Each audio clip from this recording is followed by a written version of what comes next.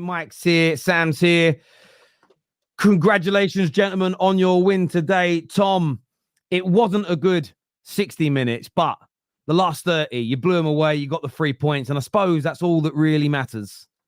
We had a good 3-minute spell in that game, and that's all that we needed to win the game. Thank God for that. At this point in the season, performances aren't the key. It's getting the points on the board, especially with the results today. After this international break, that's where I need to start seeing performances. But right now, I'm taking results. I want to go into the next international break top the league. And today, first half, we got played off the park.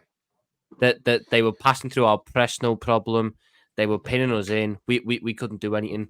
Second half, obviously we lost Canate as well at half time, but that turned out the guy who came on, Joe Gomez, put in an absolutely stunning performance in that second half.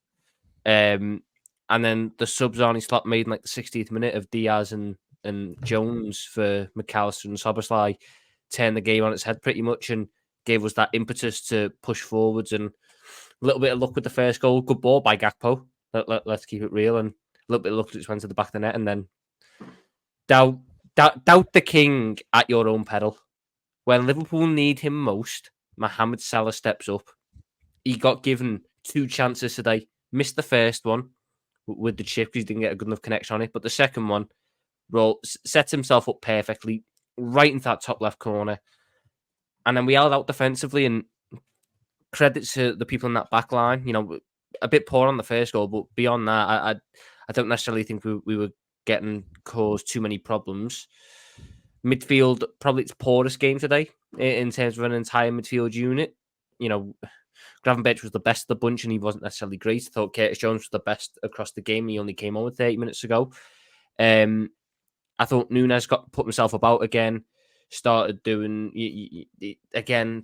He's doing the basics right, but not necessarily anything game changing. But what can we do when there's not really much, competition there? But at the end of the day, look, we got the result. That's all that matters at this point in the season. We need performances in the next, period of games after this international break. But on a day like today, where your 2 biggest rivals for the title slip up and lose, you cannot be throwing away games at home. And thankfully we didn't. And I'm hoping that's a big mentality boost for the boys today. No, I think the thing is, I look at it this way. You can afford a performance like that with a win on the end of it when the majority of your performances this season have been good and consistent. It's if you're, City's lost today. City's lost today has been coming, and we'll get onto them in a minute. Hamza, and every time they've, got one of these wins recently, I always praise it because fucking hell, you managed to drag a win out. But you knew a defeat was coming. And I think with Liverpool, even it's not like you've been looking like that with the majority of your performances. The Forest game, yes. Outside of that, I as a neutral looking, I know you guys always seek perfection as fans. It never felt that way. And even today, I felt like you would still be able to get something out of this game. That's why I put a bet on at half time. I put £200 on you guys winning the match. I just knew it was going to. I mean, I was also happy to lose that to upset the football gods and have you guys lose, but it didn't quite work out for me. So I made some money. Do you know what I mean? Either way, it's and you know what as well? Big ups to the Anfield atmosphere today, because it really turned up in that second half. And I've been someone who's been critical of it this year for the past couple of years, really, because it's been quite poor. But today, it was there, and the cop dragged that first goal in. Second goal is all Salah, but the cop dragged that first goal in, and that's so important in these things. And there's been a lot made this week of Arnie Slot needs to get himself more involved with the fans. He needs to, put himself about more to the fan base and be more like Klopp and this, that, and the other. I'm going, no, it's the results that matter. And today we'll have done more for Arnie Slot and his relationship with the fans than some fist bumps at the end of the game, or some, angry pumping of his fists to the crowd when we're chasing the game. The tactical changes were spot on. The crowd got behind them. They saw the vision. We got the win. That's what it's about at the end of the day. And look, I couldn't be more happy with the result. That had all the makings of a banana skin on it, especially after the first half, because we were so bad. But the substitutions, and Joe Gomez needs a special shout out because he's not played much this season. He was nearly pushed out the door in the summer. And he came in today, and it was like a throwback to 2019 with him at centre Almost back. He scored. was brilliant. He almost Nearly scored scored twice. This is how mad it is. I quite like Joe Gomez as an individual. I'm genuinely like gutted when he has all these attempts and he doesn't score. I kind of want him to. By the way, Becky here, yeah, the odds were 18-5 on. So £200 gets me about £920 back. So decent odds. I never put bets on any of the top teams to win unless they go a goal down, and then that's always a nice time to stick some money on them because you get better odds. Moving on from this, we've got a lot of super chats to do. Sam, Liverpool, big victory today. Oh my God, man. I have fought so many battles for the last 3 years. Samuel knows this from Spaces. And despite Hamza's fraudulence, he also knows this. For Mo, every single time, from the contract conversations, from everything. There's a guy who actually used to come on the Terrace, a criminal by the name of Ads, said, we'll survive without Mo. Others will step up. People don't know what it's like to replace a world-class player. You know how you replace a world-class player? You can't. That's how you replace a world-class player.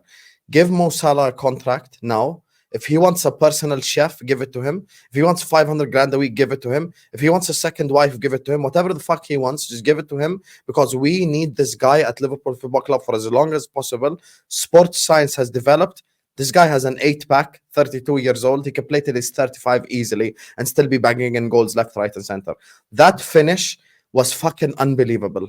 That's a finish that I expect to see on Pro Evolution, or I expect to see on FIFA. I don't expect to see this finish on an actual football pitch. This guy's fucking unbelievable.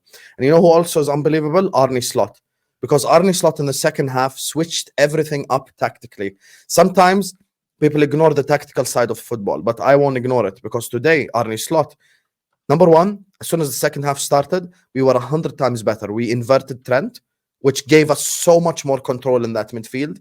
And even then, when we inverted Trent and he felt like it didn't work, he took off Szoboszlai and McAllister, brought on Jones and Diaz. And even by bringing on a forward, we were afforded more control in the midfield, because Diaz had like almost like a free role where he was occupying a 10/winger at the same time. So was Gakpo. It's like they were interchanging, and that caused hell for the Brighton team. Massive credit to Curtis Jones, who was fucking phenomenal today. Absolutely phenomenal. And for me, with all due respect, I'm not going to say first name on the team sheet because Salah and Virgil exist, but I'm saying first midfielder on the team sheet for me in the next 2 games is Curtis Jones. The control that he brought us was absolutely fucking amazing. Curtis Jones was on it. Like, he was just so amazing today. And I have no negative word to say about him.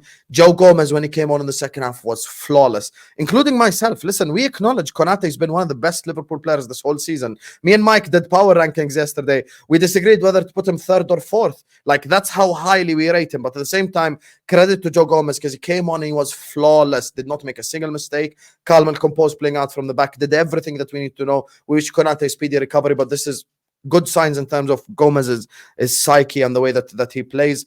And for me, final thing I'll say on our players before we get to the bigger picture is Tsimikas. Tsimikas, as of the second, is Liverpool's starting left back. If anyone tells me Tsimikas can't defend now, I'm just respectfully just mute you. Like, I'll hear it from this ear and I'll go out the other ear. I completely ignore it, because Tsimikas defensively was on it. Going forward, yes, he didn't get an assist, but every single corner was in a dangerous position. Every single set piece was in a dangerous position. It did not all hit first man, which it was beautiful by Kostas Tsimikas. That's why he's my left back. That's why I defended him as well. And I want him to start every single fucking serious game of football for us. So big up to Kostas Tsimikas. Now, big picture. Big picture, we already know the questions that are going to get asked.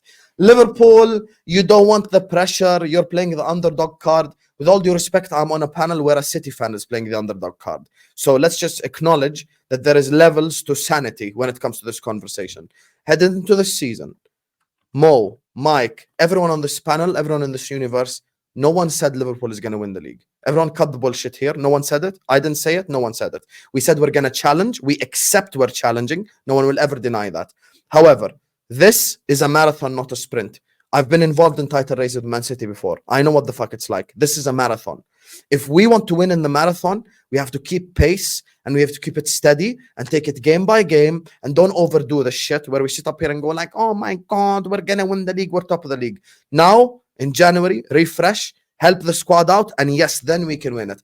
As of so far, we're doing a fantastic job. We're doing an incredible job.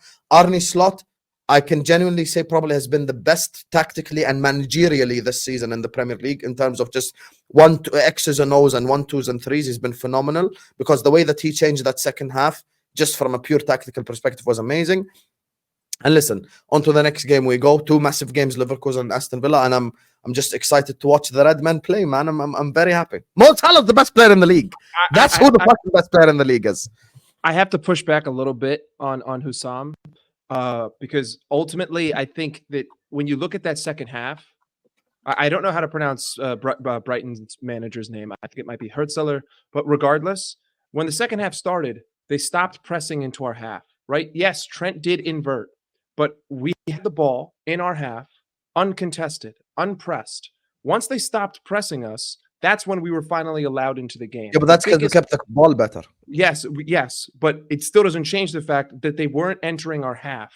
Like, you can talk about keeping the ball better, but we kept the ball better because they didn't press. In the first half, just like it did at Arsenal, what Brighton proved is that if you press us, we will crumble, right? We didn't create anything. The only chance that we created in that first half was Darwin Núñez carrying the ball 70 yards by himself and putting a shot on goal. That's literally it. That's all we produced in the first half because we're unable to bypass the press right now.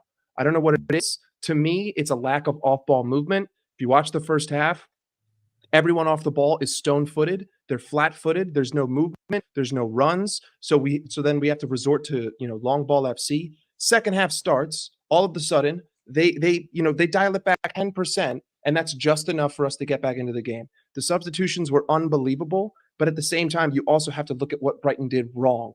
Because the second we went up 2-1, they started to press again. And then when they started to press again, we stopped creating chances and they started creating chances. Yes, obviously, that's the natural flow of the game. You're up 2-1. You're not going for it anymore.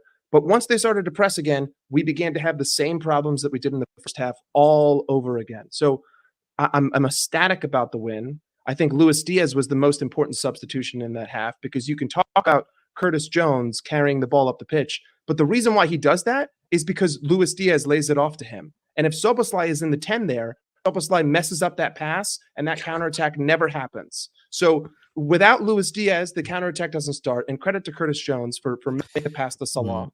But I do get your point about the press, but what I will say is that sometimes football matches are about riding out certain storms. And I feel like the reason Brighton didn't press as much in the second half is I think they almost punched themselves out in the first half with how much they press and how much pressure they put on you. And yes, they were winning 1-0, but it's one of those things where you rode that sort of storm. Like, you often get like 20-minute periods. It's like, I said it about what's their name today. The press wasn't so high, but Arsenal had to get through the opening 15-20 minutes at Newcastle, and I think they could have gone on to win the game. I thought if they concede in that period, it might be too hard for them. It's different when you're away from home, but I think that Slot just realized that at some point they're going to let go of this, and we've just got to make sure that we're obviously you'd ideally want to be winning at that point, but as long as you're not 2 or 3 goals behind, you were going to be able to catch them. Because the one thing I would say about they've done this in the last couple of games, Brighton, and I think this is something the young manager's got to look at. They seem to really punch themselves out. Like, they absolutely lose. They almost look exhausted in the latter stages of games. Which again, I'm taking nothing away from Liverpool. Your manager handled it quite well, really. So. But yeah, look, I want